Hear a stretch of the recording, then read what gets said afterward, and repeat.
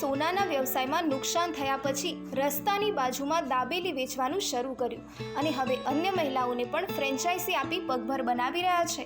મૂળ કચ્છના રહેવાસી, હાલ અમદાવાદ રહેતા નીપાબેન સોની.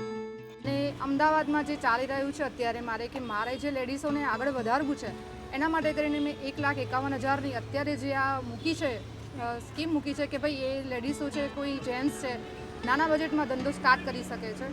કોવિડ પછી નીપાબેનના પતિનો સોનીનો બિઝનેસ ચાલતો ન હતો. આથી ઘરને આર્થિક રીતે મજબૂત કરવા નીપાબેને કમાન સંભાળી. ત્યારે સવાલ થયો કે શું કરવું, અને વિચાર આવ્યો ફૂડ બિઝનેસનો. આ પછી 2022માં તેમના કચ્છમાં રહેલા પાડોશી ભાઈએ તેમનો બિઝનેસ આઈડિયા નીપાબેનને આપ્યો.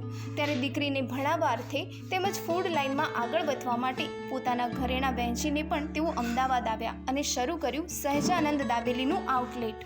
બસ મારે એટલું કહેવું છે કે હરેક લેડીઝ આગળ આવે, એ બી આવી રીતે ધંધો કંઈ સ્ટાર્ટ કરે. બેસી રહ્યા કરતાં સારું છે કે આપણે કંઈક કમાઈ લઈએ, કંઈક કરી લઈએ. અને હરેક લેડીઝને એવું છે કે પોતાના પગભર ઊભા થઈ જાય છે તો એમના માટે ખૂબ સારું છે, અને આ ઓપોર્ચ્યુનિટી હરેકને મળતી નથી. આજે નીપાબેનના હસબન્ડ પણ સોના ચાંદીનું કામ ઓછું કરી આમાં જોડાઈ ગયા છે. નીપાબેનની પોતાની દુકાન અને કાર્ટ એમ અમદાવાદમાં 2 બ્રાન્ચ આવેલી છે. તેમનું ઘર, દુકાન, કાર્ટ આ બધું જ રેન્ટ પર ચાલે છે, જે બધું જ આ સ્ટાર્ટઅપ પર નિર્ભર છે. આ સાથે પોતાના બંને બાળકોના ભવિષ્ય પર પણ ધ્યાન આપી રહ્યા છે. દીકરીને CA અને દીકરાને સારી પોસ્ટ પર જોવા માંગે છે. આમ સાવ ઠપ થયેલ ધંધામાંથી નીપાબેને આ નાનકડું સ્ટાર્ટઅપ શરૂ કરી એ સાબિત કર્યું છે કે મહિલાઓ માટે કશું જ અશક્ય નથી.